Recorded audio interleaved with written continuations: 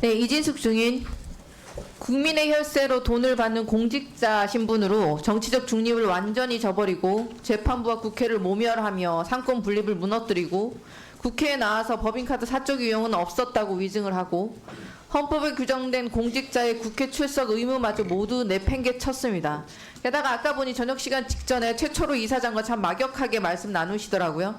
선거 캠프까지 찾아오는 지인을 뽑아서 위법한 이해충돌이라는 비판이 나온 지가 언젠데 그 비판이 나온 이 국회에서마저 그 막역함을 뽐내는 그 오만방자한 공직자 과연 국민 누가 용납할 수가 있겠습니까? 방금 말씀하신 거 전혀 동의할 수 없습니다. 예, 탄핵의 길을 스스로 걷고 있습니다. 추가 탄핵건들이 건건이 더 쌓이고 있습니다.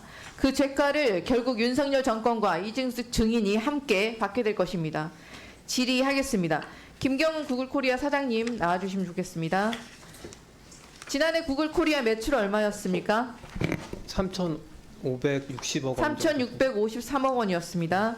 한국재무관리학회 분석에 따르면 구글코리아의 작년 추정 매출액은 약 12조 1천억에 달합니다. 그런데 구글코리아가 신고한 매출액은 고작 3,653억 원입니다. 나머지 11조 원 가량의 매출은 어디로 증발한 것입니까? 게다가 구글코리아가 낸 법인세는 고작 여기 보이시죠? 꼴랑 115억 원에 불과했고 추정 매출액의 약 0.13%에 불과합니다. 사실상 법인세 탈루 아닙니까? 앞서 말씀드린 대로 저희는 지금 정해져 있는 우리나라 세법과 국제 조세 협약에 따라서 성실하게 세금을 납부하고 있습니다. 국내 검색 광고, 인앱 결제 등의 모든 매출을 합한 내역이 아닌 것으로 알고 있고요. 국세청에서 2020년, 2020년 서버가 외국에 있더라도 실질적인 사업은 한국에서 한다는 이유로 구글코리아에 법인세 5천억 원 부과한 거 아닙니까? 하지만 구글코리아는 반성은커녕 세금을 내지 않기 위해서 행정소송을 벌이면서 시간을 끌고 있습니다. 구글과 비즈니스 모델이 비슷하고 매출은 그저 6,700억 원인 네이버는 구글코리아의 세금 155억 원에 약 32배? 4,963억 원의 법인세를 냈습니다. 그런데 구글코리아는 뭡니까? 한국에서 돈은 벌지만 뭐 세금은 내기 싫다. 얼마나 뻔뻔한 행태입니까? 구글코리아가 지금 법인세 문제만 걸려있는 게 아닙니다. 불법 복마전처럼 대한민국 IT 토양을 고사시킬 수 있는 행태를 버젓이 벌이고 있습니다. 우리나라는 2021년 세계 최초로 여야 합의로 인앱 결제 강제 금지법을 제정한 바 있습니다. 알고 계시죠? 네. 네. 김경호 사장님, 지금 구글을 비롯한 글로벌 빅테크 기업들이 개인정보 보호 등을 명목 삼아서 최대 26% 수수료를 부과하는 식으로 법을 무력화시키고 있죠. 그래서 방통위에서도 인앱 결제 강제 금지법을 위반했다는 이유로 지난해 구글, 애플에 각각 475억 원, 205억 원, 총 680억 원의 과징금을 부과하겠다고 발표를 합니다. 과징금 부과되면 즉시 납부할 생각 있으십니까?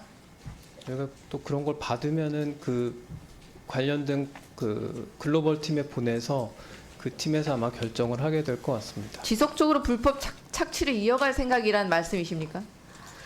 우리나라에는 미국과 같은 강력한 반독점법이 없어서 그렇게 당당하신지 모르겠습니다. 지난해 구글은 미국에서 인앱 결제를 강제한 행위에 대해서 미국 30여 개 주가 제기한 반독점 소송을 해결하고자 합의금 7억 달러, 우리나라 돈으로 9,200억 원을 지불하기로 했습니다. 미국 법원마저 구글의 30% 인앱 결제 수수료 부과는 반독점법 위반임을 확정했습니다. 그렇지 않습니까? 네, 맞죠? 뭐 미국 내용은 정확하게는 모르는데 합의이기 때문에 또 좀 다른 부분이 있을 것 같습니다. 조성은 사무처장. 예. 글로벌 공룡 빅테크들이 우리나라에서만 이렇게 불법 복마전을 차리고 있습니다. 우리나라의 토종 기업들만 역차별을 당하고 피해받는 꼴 아닙니까? 구글의 행태 정말 우리나라를 우습게 아는 것이 아니라면 있을 수 없는 일입니다.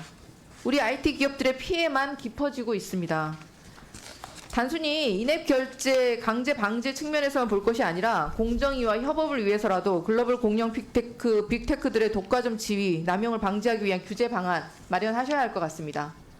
미국뿐 아니라 EU 집행위원회가 플랫폼 지배력 남용에 대해서 18억 유로의 과징금을 부과하고 규제를 강화하자 애플은 결제 수수료를 낮게는 20% 수준까지 낮춘 바가 이미 있습니다.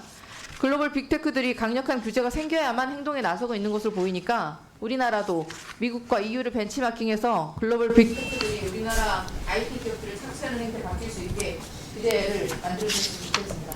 네, 알겠습니다.